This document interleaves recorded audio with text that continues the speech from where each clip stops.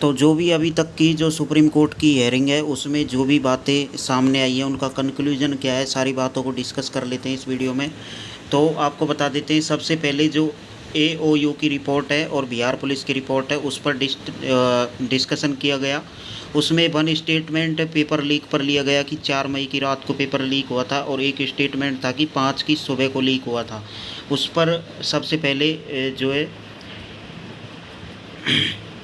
Argument हुए, उसके बाद में उसका जो कंक्लूजन निकला कोई क्लियरिटी उस पर नहीं दी गई। उसके बाद में जो डिस्कशन हुआ झज्जर पर, झज्जर में जो ग्रेस मार्क्स दिए गए थे उस पर डिस्कशन हुआ। उसमें जो कैनरा बैंक है, कैनरा बैंक और एसबीआई बैंक दो पेपर मिलते हैं जो कि उन्होंने एनटी वाले जो एडवोकेट उन्होंने बोला था कि जो कैनरा बैंक है उसका पेपर दिया गया था। जब कैनरा बैंक का पेपर ही दिया गया था तो उसके बाद में भी ग्रेस मार्क्स क्यों दिए थे, तो ग्रेस मार्क्स जो है उसकी वजह से दिए थे टाइम कंज्यूमिंग की वजह से, तो टाइम की वजह से दिया गया था। बट उसके बाद में बोला कि जब आपने पेपर ही गलत दिया था उस सेंटर पर, तो उसके बाद में आपने एक ही आंसर की क्यों वहाँ पर रिलीज़ की थी, एनटीए ने एक ही आंसर की क्यों रिलीज़ की थी, ये बात उसमें डिस्कस की गई। ग्रेस मार्क्स क्यों दिया गया था, तो ये मेन मुद्दा था। उसके बाद में जो तीसरा चला, उसके बाद में डाटा पर आए। डाटा में जो सीकर का डाटा है सबसे पहले उस पर बात की गई।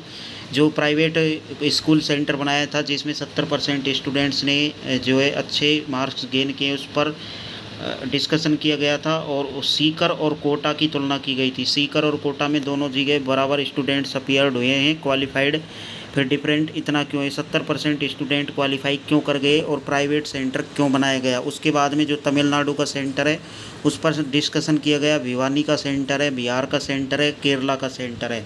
उसके बाद में कॉलेज काका की जो ईमेल है उसके बारे में डिस्कशन किया गया था कि उन्होंने ईमेल भेजा था और एनटीए को, उसके बाद में जो पेपर लीक है वो स्प्रेड से बच गया। उसके बाद में दोबारा से सीकर पर डिस्कशन हुआ। उसमें जो मार्क्स वाइज परसेंटेज ज़्यादा है उस पर डिस्कशन किया गया कि इतने ज़्यादा जो है 700 से ज़्यादा स्टूडेंट्स यहीं पर क्यों देखने को मिले, जबकि कोटा भी एक कोचिंग हवे। उसके बाद में सीकर में इतना ज़्यादा परसेंटेज रेशियो क्यों है, तो उस पर डिस्कशन किया गया कि प्राइवेट सेंटर क्यों बनाया गया, आखिर सीकर में प्राइवेट स्कूल को सेंटर क्यों दिया गया था। तो ये तो बिल्कुल गलत बात है भाई, 27 लाख स्टूडेंट्स हैं तो प्राइवेट सेंटर तो बनाने पड़ेंगे, क्लियरिटी इसमें ये होनी चाहिए थी।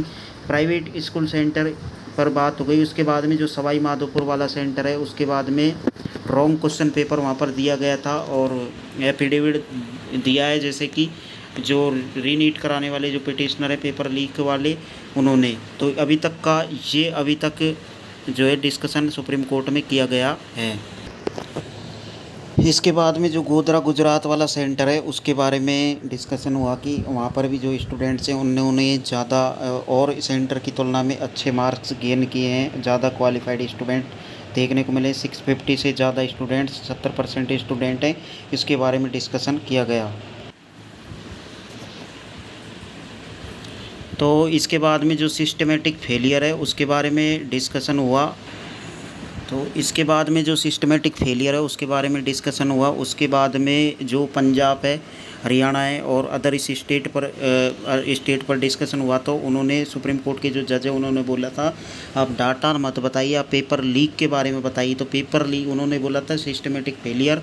उसके बाद बोला था कि ये कनेक्शन है, कनेक्शन के रिगार्डिंग मैं बात बता रहा हूँ कि ऐसे कनेक्ट पेपर लीक ऐसे हुआ था।